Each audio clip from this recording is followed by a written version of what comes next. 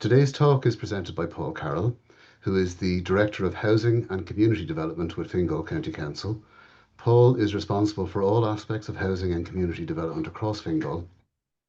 He is a chartered engineer, a graduate of Trinity College Dublin, and he also holds postgraduate qualifications in strategic procurement, highways and geotechnical engineering, and local government studies.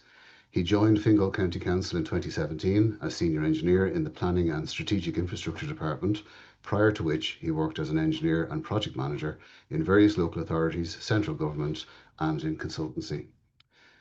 Housing is one of the key issues facing Irish society at the moment, and Paul is going to discuss Fingal County Council's part in the delivery of significant residential development to meet society's housing needs, including Fingal's approach to the early delivery of infrastructure to unlock strategic land banks and the use of development agreements to deliver large-scale mixed tenure residential development on public lands.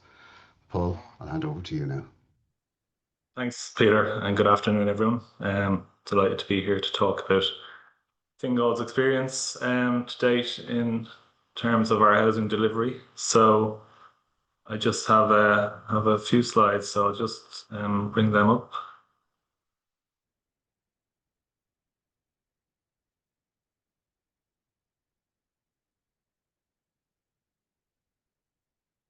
So, as Peter said, I'm the Director of Housing and Community Development in Fingal County Council. And prior to that, I was a senior engineer in the Planning and Strategic Infrastructure Department. So would have had experience of a lot of these schemes, both during the housing delivery phase and also prior to that in terms of the infrastructure delivery phase. So hopefully there's something useful here for people in the planning field, in local authorities, in contracting fields, and consultancy and design fields as well. So just to give a quick brief overview on Fingal County Council, we have about 350,000 citizens now at the moment. There's over 1,600 employees. We're growing all the time, like a lot of local authorities around the country. 40 councillors who hold us to account. We have an annual budget of over 350 million, and we're the third biggest local authority in the country.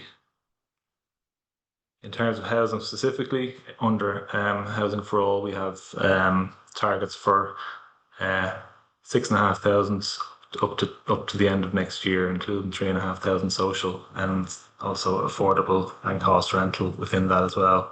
Working with a range of different stakeholders, including approved housing bodies and the Land Development Agency, who are very active in Fingal also.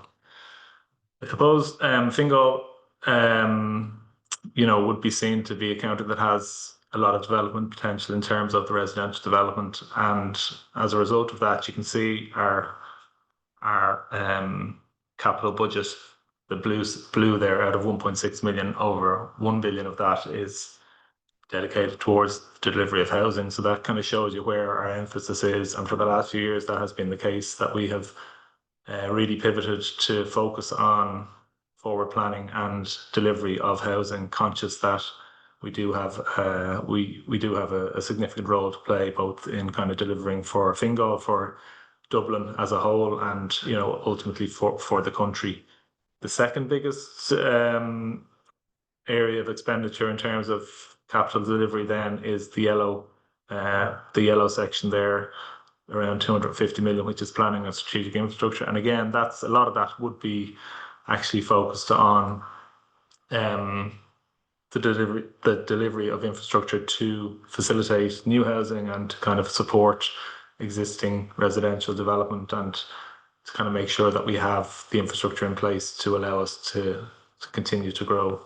So really, in the same way that housing is the priority at a national level, it's really our top priority in Fingal as well. So it's a really active space to be in, and really challenging place, but also a very satisfying area to work in. In terms of how that billion euros is broken down, you can see around half of that then is on our direct construction. So over 3 years, that's a significant investment that we're putting into new housing delivery in the county. And then CAF, which would be funding for approved housing bodies, another 100 million there. acquisitions, another 100 million, and part 5 then, which we work with our colleagues in the planning department to kind of identify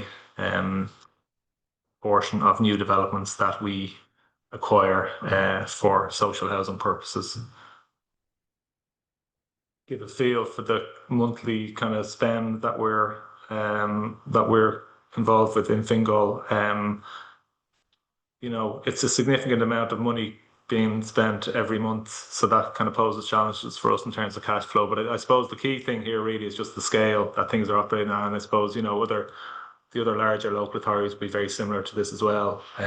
So a lot of support needed from central government to kind of make sure we keep the show on the road, so to speak, in terms of making sure that we have those funds in place and that it's spent wisely and to the best of our ability. The scale that we're operating at, and again across the local authority sector, I think, is a multiple of where we were even fairly recently. So 2017, we were expending our capital plan, 3-year capital plan, had a figure of nearly 200 million. Now we're up to 5 times that figure, up to 2025 to 2027. So that's shown how things have ramped up in terms of housing. And then, working with both our own direct delivery, and you'd see a lot in the media about approved housing bodies. They've also gone on a similar trajectory in terms of being a really important player and a partner for us in the delivery of social and affordable housing. So social housing for people on our social housing list, and then cost rental then is one that's relatively new, but I think is going to start really ramping up and will be a really beneficial tenure to be bringing into the mix for people in kind of middle income bracket earners. So in terms of how we go about delivering, I suppose really it's kind of making sure that the strategic policy and the local policy is aligned to facilitate that delivery. So we work hard with our colleagues in planning, and the planners obviously will deal with the kind of national planning framework and the kind of the higher level policy piece that's filtered down then to us in terms of our own county development plan. And then one of the key things that we have done is looked at local area plans and master plans to make sure that they're focused on the areas that we can deliver. So it's not just an academic kind of nice plan, which might have nice colours and nice images. It's something that's really a lot of thought has gone into delivering it in terms of how viable it is in terms of the infrastructure, and again working with colleagues in the planning and strategic infrastructure side to kind of make sure that the infrastructure that's needed is fully flagged, that we have that captured in our capital plan. And obviously, as people on this call would know well, the timeline for the delivery of infrastructure is such that you need to have a minimum of kind of 5 years forward view in terms of what you want to be doing, given the time it takes to plan, design, and procure and build new infrastructure projects. So I was just going to do a few different case studies just to show kind of what that means in reality. And I suppose the first one would be Donabate, which is a small village. I suppose was a small village in North County Dublin, not too far from Swords, not too far from the airport. And this headline is from 2010. And anyone working in local authority, or really the engineering and construction sector in 2010, will know that it was a pretty bleak time. And I know that there wasn't a whole lot of money in Fingal at that stage to spend on infrastructure. So obviously the engineers in the infrastructure department spent their time wisely, and they said, well, what can we get? What can we progress without a huge amount of investment in terms of capital expenditure? But so they brought a proposal for a new road through the CPO and the planning process. It was an EIA or an EIS at that stage, but and they brought that through on Board Planola successfully. So again, that's the forward look in terms of the infrastructure. Following on from that, then in 2016, in the meantime, work was done on kind of looking at the more detailed planning for Donabate and the surrounding area, and an LAP was developed in 2016. And I suppose one of the one of the key things from that was a new distributor road around one side of the village. And that hit site in 2017, 2018, and it was opened during COVID in 2020 with a little ceremony involving about 4 people. And you can see a pretty greenfield site. But as part of that, I suppose we worked very closely with. So one of the things was there was a bridge over the rail line. So a lot of careful consideration there to work with colleagues in Irish Rail to make sure that that was appropriate and successfully delivered. But also in terms of the utilities, it was key that we weren't just building a road; we were putting in all the services that would be needed to service a pretty large tract of land that was there and that was considered really suitable for development. So we ourselves owned in terms of Fingal County Council, owned a large tract of land in terms of the red area there, and the road went right through that. So we were able to put in place both the LAP and then a more detailed scope that we went to public procurement on to deliver, a sustainable community there, with kind of trying to bring as much best practice as we could, realizing that this was essentially a blank page. So it needed to make sure that we didn't repeat any mistakes of the past. People will know areas in the larger cities, not just in Ireland, and to be fair, but areas that were, overdeveloped in terms of social housing. So really a high focus on getting the mix of people in that community right, not just focusing on one particular cohort, but so there was social, affordable then, which would be for, again, those middle income, there's cost rental, tenure mix, and then there's private sales as well. So it's a really good mix of different house types and apartments to make sure that there was a sustainable community developing. We went to tender on that, and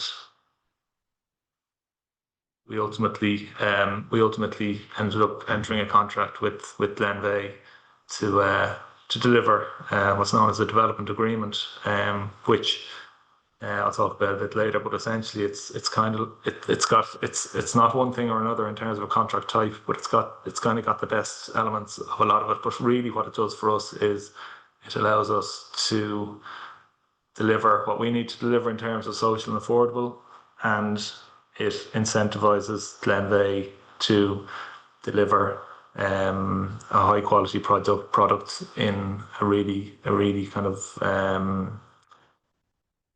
firm timeline, so because they're bringing a significant amount of private sector funding to this as well. So that really incentivizes things, and it's the collaboration that we've gotten out of these type of development agreements is a huge bonus for us, and has really been proved itself to be successful in terms of delivering residential infrastructure. So we turned the sod 2022 with Glenveagh. Darragh O'Brien was the housing minister, local minister in Fingal, and you can see that that's what essentially we the site that we entered into the development agreement with. The road then went through it, and then you could see nearly in real time new housing developments, not just our own, but other housing development. This one on the right here wasn't in our ownership, but we worked with as a Cairn development, and they were collaborating with the Circle approved housing body on that one, and delivered a good mix of different house types and different tenure mixes as well. So when we enter our development agreement, in this case with Glenveagh, they bring a huge amount of expertise and knowledge in terms of the marketing of it and dealing with the customers. So when we have affordable sales, for example, whether or not someone is buying a private home, or whether or not someone is buying an affordable home, which is essentially a private home with an equity share for Fingal County Council of between 5% and 40%.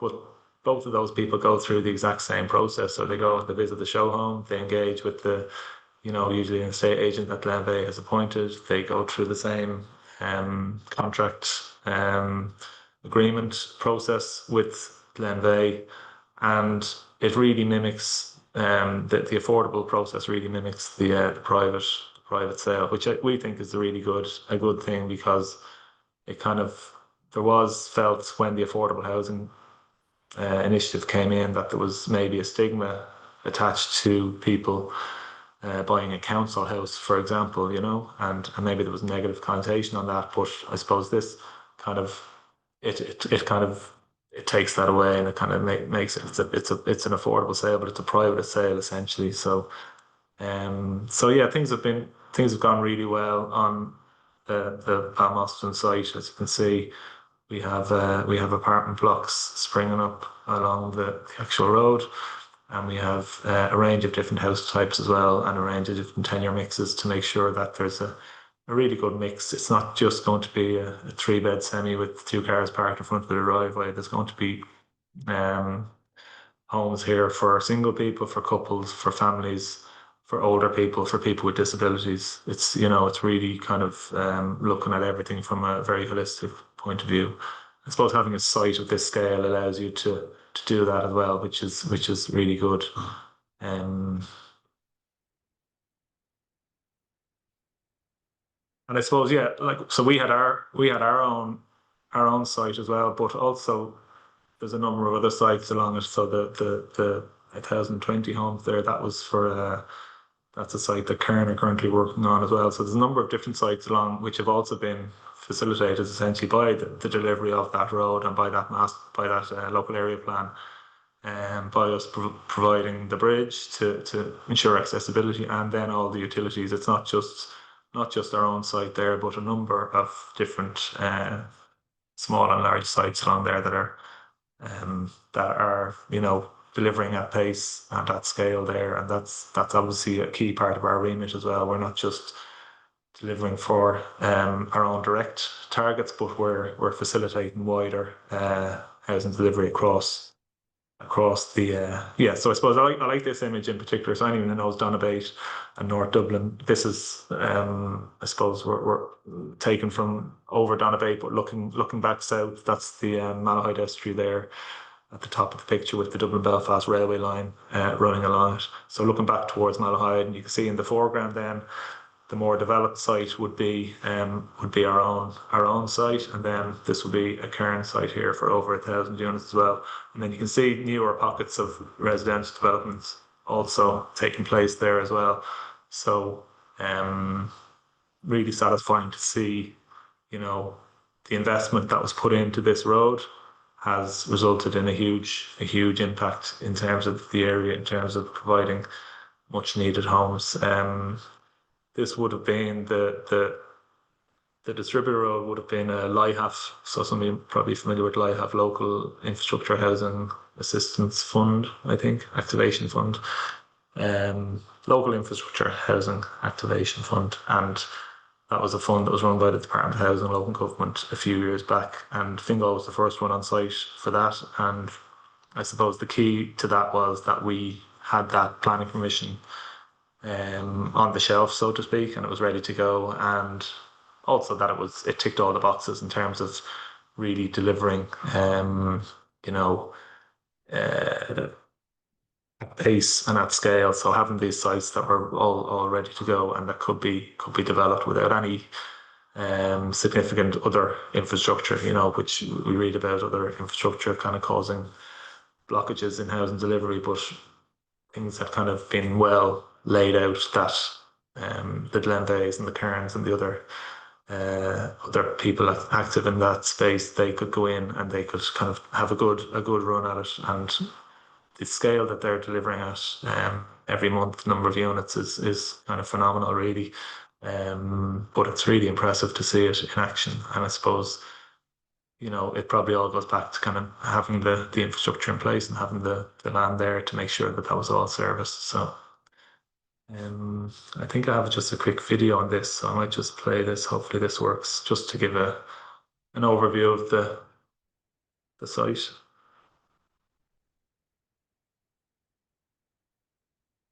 So on the right there, you'll see they did a lot of lime stabilization on I suppose the scale of the site was such that the amount of soil that would have had to be taken off site if they did a traditional approach to soil stabilization would have been phenomenal. So the lime stabilization seemed to work very well for them.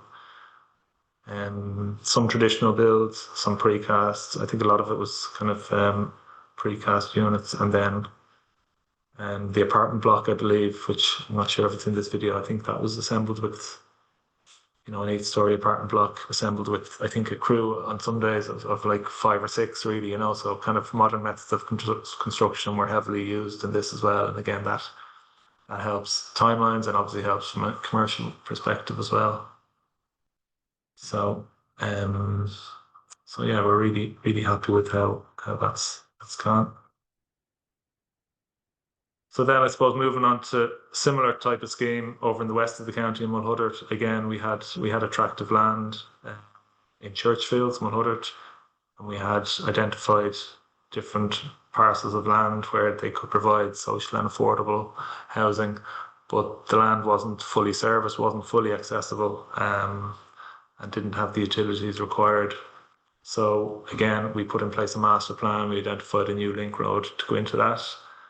And we went in and we delivered that in through a Part 8. We got a Part 8 through very quickly. I suppose a Part 8 planning, generally, if we can say that it's for the delivery of the housing, tends to get good, strong political supports. That helps in that context as well. We also engaged, so we funded this ourselves actually through our own development levies because we saw the benefit of building this road.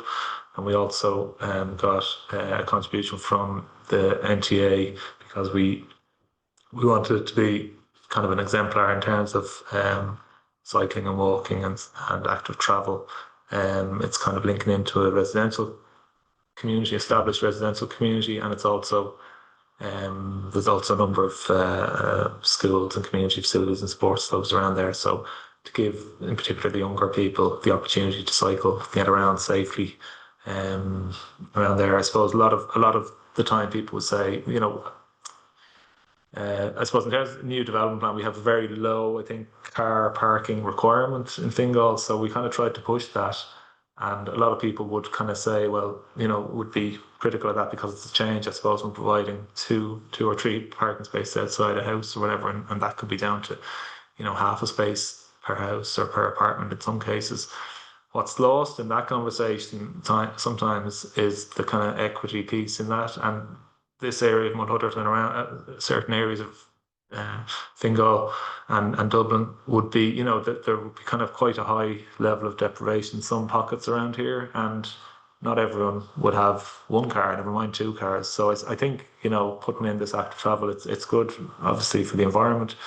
It's good in terms of allows the creation of a nicer environment, local environment and air quality and all the rest of it. But it's also a much more equitable way to deliver infrastructure in terms of it kind of doesn't disadvantage or doesn't take over huge tracts of land just for people who have the 2 cars in the driveway. So this is a development agreement that we entered into again with GEM this time, and you can see the road that we built there coming down through the site.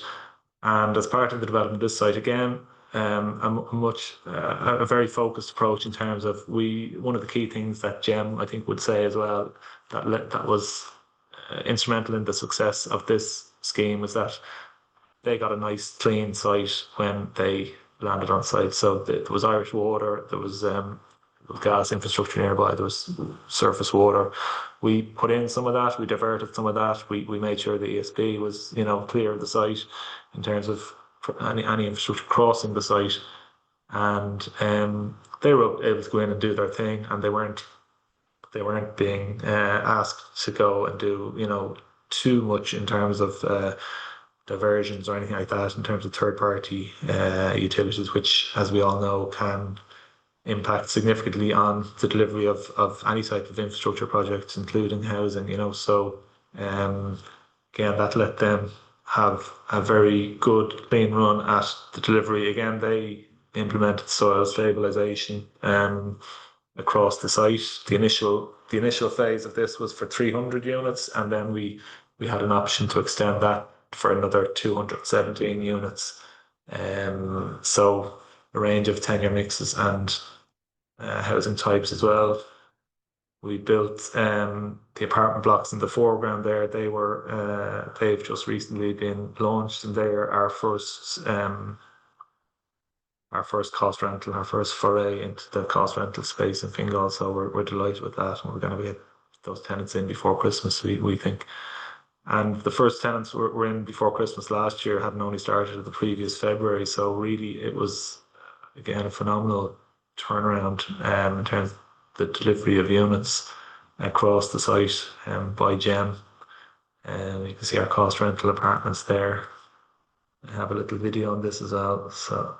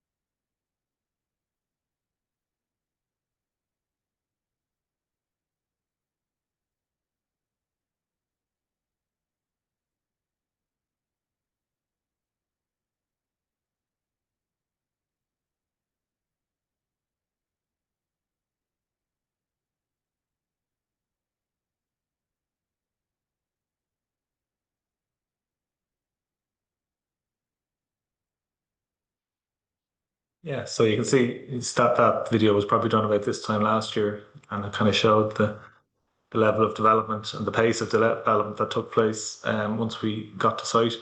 I suppose for the active travel nerds amongst you, and I count myself in that. This we put in place as part of the link road. We worked very closely with the NTA to deliver Ireland's first Dutch style roundabout. So that's got the off road, fully segregated cycle track the full way around it, and then zebra crossings for pedestrians as well. So we're delighted to get that in place. And again, I think it provides a really good level of safety and priority for both walkers and cyclists. So that road probably isn't that busy at the moment, but in time, both sides of that road will be well developed, and it'll be great to see how much impact that has and how safe it works. So we're going to kind of keep an eye on that and see how it actually develops. And then finally, I suppose we had a site in Swords again. It was a LIHA funded project. We identified a land bank which we actually went and acquired in July 23. We went through the Section 179A process very quickly, which anyone in the local authority might be familiar with the Section 179A process, which is no longer in place, but was kind of an exemption. It was kind of a Part 8 without the public consultation element, essentially, I think. And we got to site. We got the Section 179 in May 2024. And then we got through planning.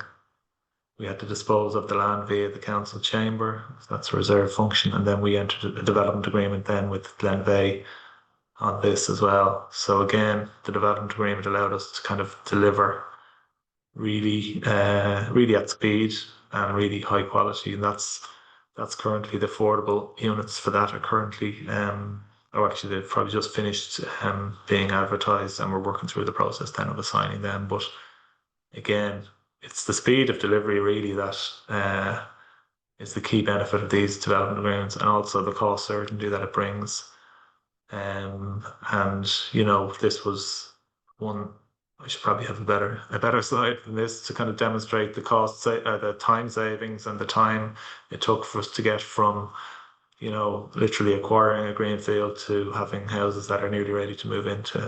It was great credit, and we worked very closely with our colleagues in the county architects team here, who are really supportive. I suppose looking forward, then we have a road in the west of the county, Ongar Barnhill, which will open up another tract of land. We don't unfortunately own any land there ourselves, but again, that's facilitating a lot of private development there in terms of residential, and again a bridge.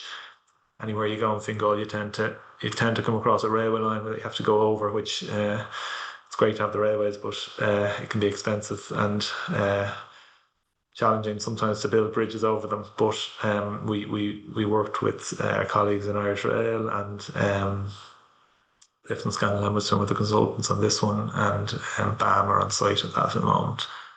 And again, we were kind of keen to get the high quality cycling facilities in there. So I suppose in terms of the development agreement then that we worked with, and I kind of got this slide from a colleague in the County Architects Department who's a QS. So these were kind of all the things that he was kind of trying to grapple with in terms of how do we I suppose we would feel, you know, it's a lot of pressure to try and deliver housing at speed, you know, when there's a lot of focus on us from government to meet, you know, pretty high housing targets. So all of these things need to be, you know, we still have our responsibilities to make sure we get value for money, to make sure that we do everything, the governance of things is correct, the finances are in place and approved, and then, you know, that ultimately we deliver a high quality product, both in terms of individual units, but also in terms of the wider community, and make sure that we develop a sustainable community, and meeting all the planning and environmental. So some of the key questions in terms of entering a development agreement: who owns the land? How do we dispose of that? That can be a difficult enough process. You need political support to get that through the council chamber. Who's going to be doing the affordable purchase? Is it going to be ourselves, or will we kind of work with a development partner on that? And what kind of tenure mix is there in terms of social, affordable, cost rental, private? And then, you know, is a development agreement the right approach, or is there a different should we go with a traditional employer design, for example? So after kind of looking at all of those, I suppose these would kind of the main criteria that we would see benefiting that a development agreement brings to the table. So I suppose key one there, by incorporating the private sale and the affordable sale, you know, you're bringing a huge amount of private funding into the project, and that means that it's not just like an employer design contract that a county council might do for either infrastructure or for housing, where we're funding 100% of it, and we're the ones who have to kind of push it on, you know, really. It means that a GEM or a Glenveagh or whoever it is, obviously we're their client, and we'll keep kind of pushing on and you know, work very collaboratively with them. But obviously they have their own private finance in place to make sure that they can keep going. And that's a real added benefit in terms of making sure that milestones are hit, and that the quality and the speed of delivery is, you know, we feel much better than it would have been on different contract types.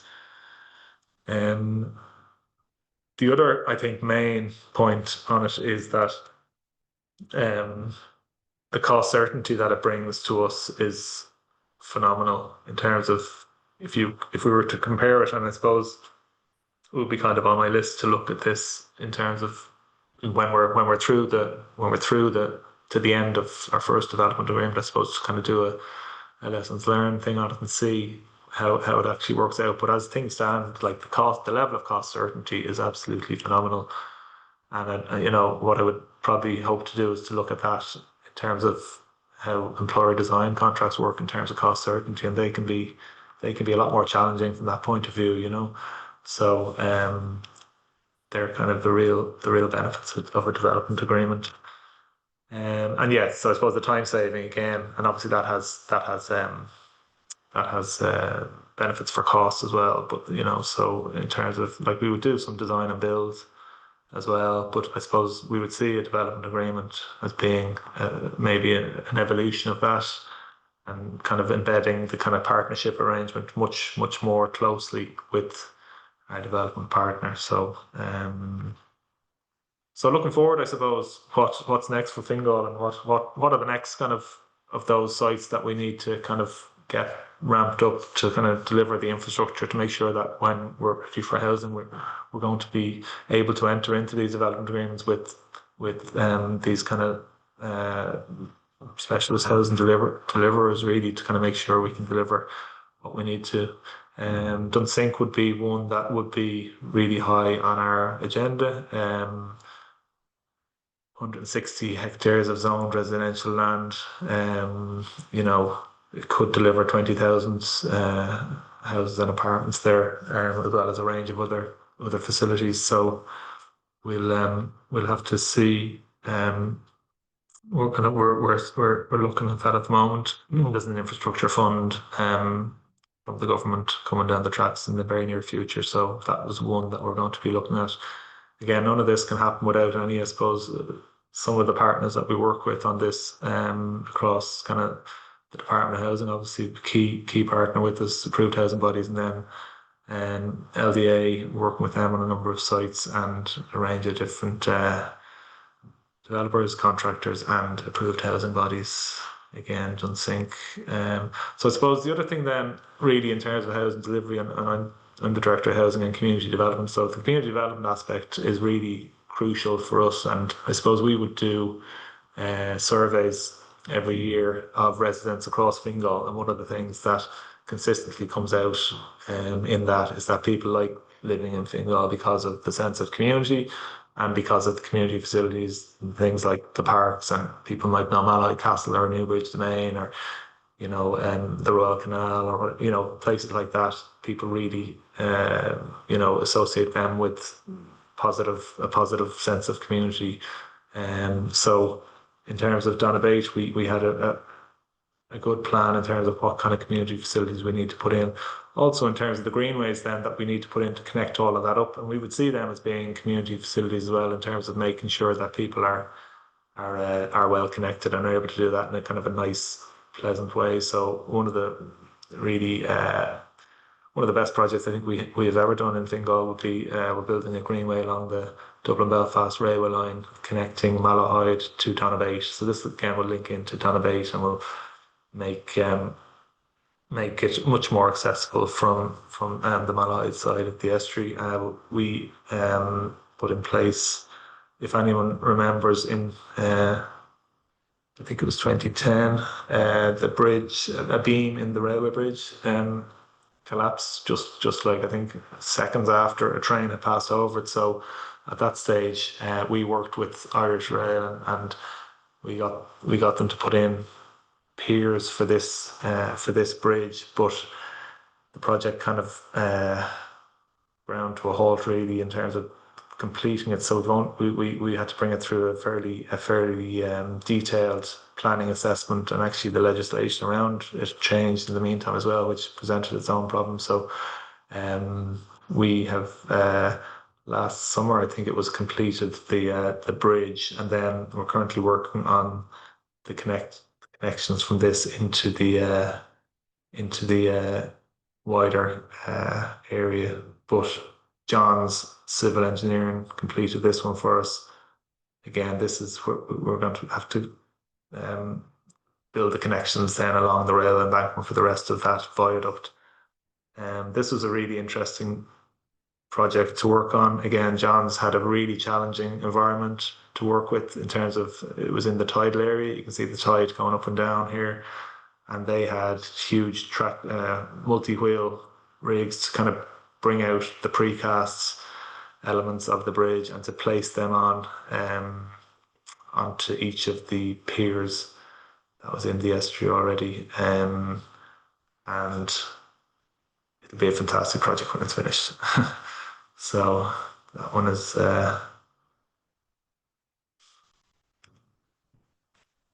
and then I suppose the range of community facilities that we're working on, we've put in a new sports hub in Porterstown in West Dublin. We've recently opened a new community centre in Meekstown and Finglas, and we'll be putting in another one in Baldoyle, which will open officially in early 2026. So that's the kind of level of investment. Like, that was probably a €10 million investment there. So 2 of them in 2 years is really phenomenal from our perspective, and really high quality to make sure that the communities there are able to kind of build those sustainable connections. And then finally, I suppose I always kind of try to mention that building all this stuff is great, but this is our operational budget. And again, you can see how that's gone from, it's nearly doubled in the space of 6 years. And so all of this infrastructure has to be maintained. And I suppose that's probably a less glamorous side of what we do, but it's equally important to make sure that we safeguard our assets and make sure everything remains fit for purpose for both the present and the future generations. So that's the end of my presentation. Thanks a million to everyone for attending today. Hopefully that was of some use to you, and I think I'll hand you back to Peter now. Well, thank you very much on behalf of everyone who's attended, and also on behalf of the Engineers Ireland Civil Division. I want to thank you and compliment you on an excellent, interesting and very comprehensive presentation.